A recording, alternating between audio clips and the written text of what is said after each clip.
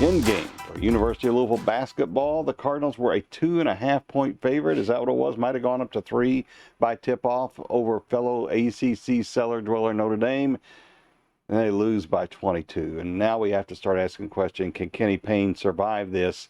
They were showing progress. People don't like to hear it, but it was true. That was a step back last night.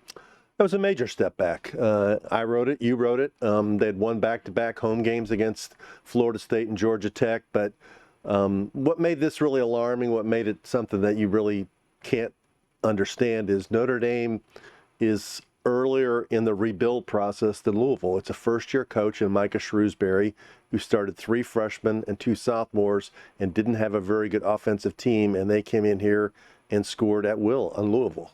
They did. I mean, when the game got to be 8 points in the second half, they came out of a timeout and hit back-to-back 3-pointers.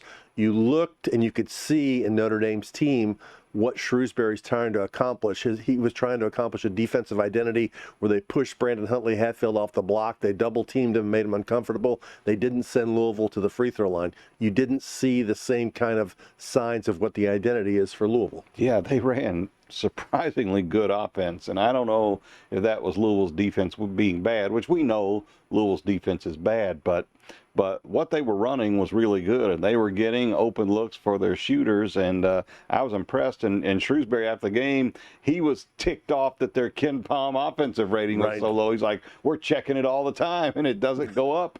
Well, it's going to go up now. It surely went up after that performance, and look, you're this far along in season 2, and the question is, it was an empty arena. It was a more deflated crowd than we've seen in the KFC Yum Center. They were leaving with 3 minutes left, and it becomes a financial question as much as a basketball question. Is this sustainable, and what can Kenny Payne do to sell a year 3? He was asked about it after the game. A few questions had to field, and it's tough to think about what your sales pitch would be right now, except we're going to get good recruits. We're going to try and win some games down the stretch, and same things we've been saying. Yeah, I think the only way you could do it is with a really solid recruiting class, and right now they have 0 commitments. They have a couple guys who they say want to come but haven't committed yet, and you'd have to make substantial changes on the coaching staff at the least, in terms of assistant coaches. But, they got Duke. They got a week off. They got Duke. Then they got 3 home games. It's not over, but you can hear the fat lady kind of warming up her pipes. She's back in the practice gym warming up, and it's going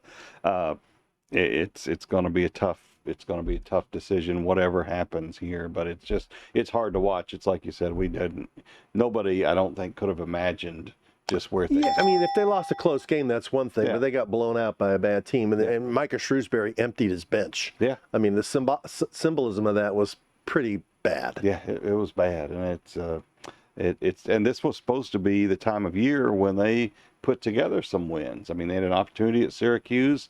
At this game, they got 3 home games to finish the year. This was supposed to be the easy part of the conference schedule, and they're not making it look very easy right now. You can catch every episode of Overtime on WDRB+. Download the app on your phone or TV today.